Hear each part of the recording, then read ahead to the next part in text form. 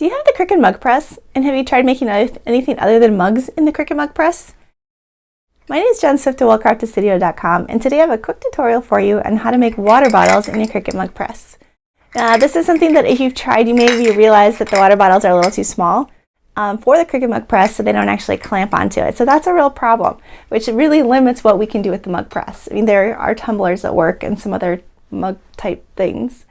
But I think water bottles would have been a great product because it's for all ages. All kinds of people do it.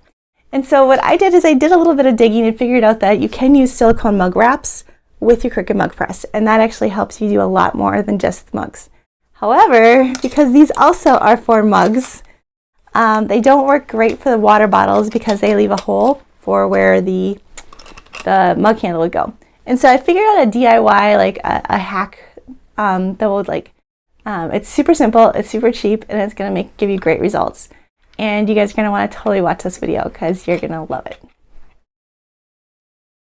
Okay, to make these funky cool aluminum water bottles, first thing you're going to want to do is get the supplies. So right off the bat, the aluminum water bottles, I found these on Etsy. They're super nice. I'll have links to those in the show notes. You can also pick up these silicone mug wraps over on Etsy. If you don't want to use one that's pre-made, you can make your own. Just using a regular silicone baking mat and some clips. You're also going to want the sublimation design, or you can use infusible ink, and then you're going to want either laser paper or some unwaxed butcher paper. You're also going to want heat resistant tape and some scissors to cut the tape. And then optional, if you want, you can use heat resistant gloves. And then I also have a silicone pot holder to set my hot mugs and my hot bottles down on. Okay, so we're ready to get started. Now the first thing you're going to want to do is go ahead and turn on your mug press. Then take your aluminum water bottle and your sublimation design, and we're going to wrap the bottle with the design. So with the design, make sure that you don't make the focal image too big. Like you can see here, I made it like really, really big, and then you can actually read the whole thing.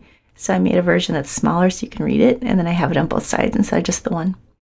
So you can actually get that free download if you'd like from my free library, and you can use it yourself. And let's see.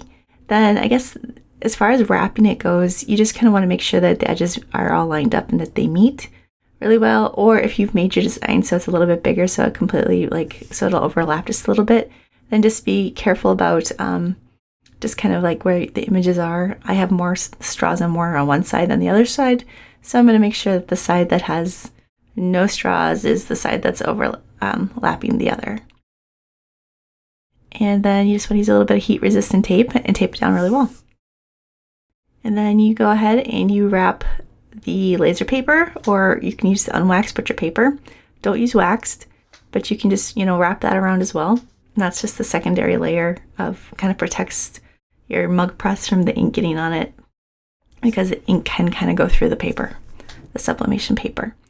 And then again, just making sure everything's lined up, and then just wrap that mug wrap around. And then clasp it, like so. Okay, so the one thing though is that there is space there because that's kind of where the mug handle would go, and we're using the water bottles, which don't have them. So really I prefer using my homemade version, which is just a silicone baking mat. I got it, it's Amazon Basics. Again, I have that linked. And I just cut it with my paper cutter to size, and this way you can do tall tumblers, you can do whatever size. So just wrap it around, and then I have these silicone clips. They don't get hot at all when you use them, so it's kind of awesome. But then you also have the benefit of being able to get right up snug close, and you can see how well that's wrapped now. So just get that close, and then make sure that you've taken the top off, because you don't want to press with the top. And then go ahead and just slide it in there and shut down the lever, and it's going to start. Okay, yep, just like that.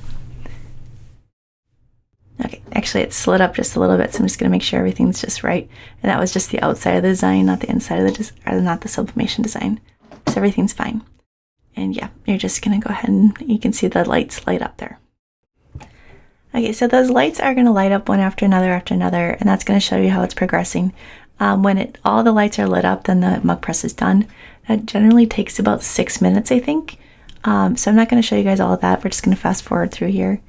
Because it's really, really boring just to watch it, because it just sits there and one light turns on and then another light turns on. So we're just going to go ahead and speed this part up. Okay, so that was it. It's done. And that was about 6 minutes. So I'm just going to come up and I'm going to lift up that handle now, and that's going to open up the press. And then I'm using my heat resistant gloves because it does get hot. The clips aren't hot, but the bottle is. So you can see it's pretty, they're just fine to touch. And I'm going to open it up and we're going to check it out. Oh, except, you know what? Just a second. I forgot to do right away. We're going to want to switch and we're going to flip it over and sublimate the other side. So I'm going to put this back on here like this, and let me see. Okay. And then I'm going to go ahead and stick it right back in the machine, only upside down.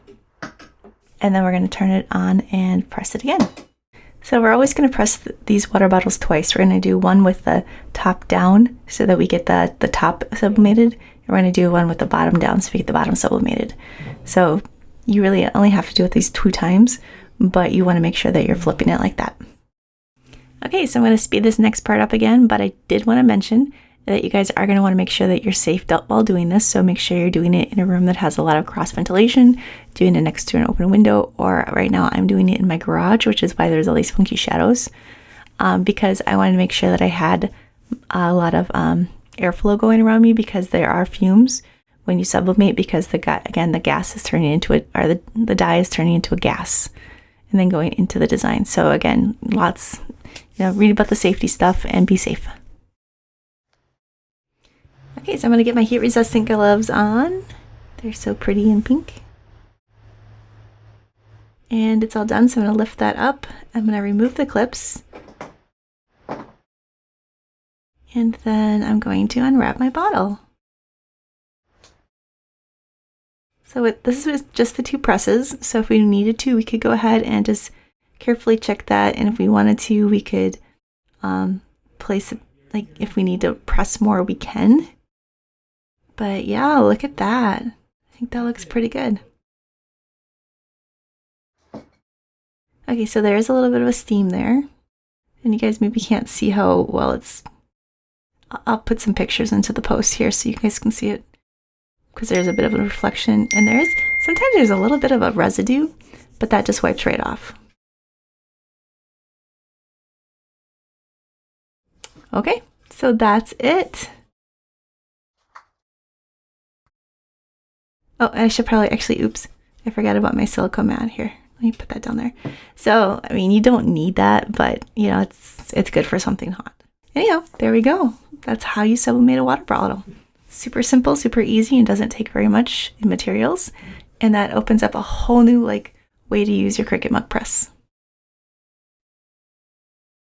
Okay, so I hope you guys enjoyed that little video.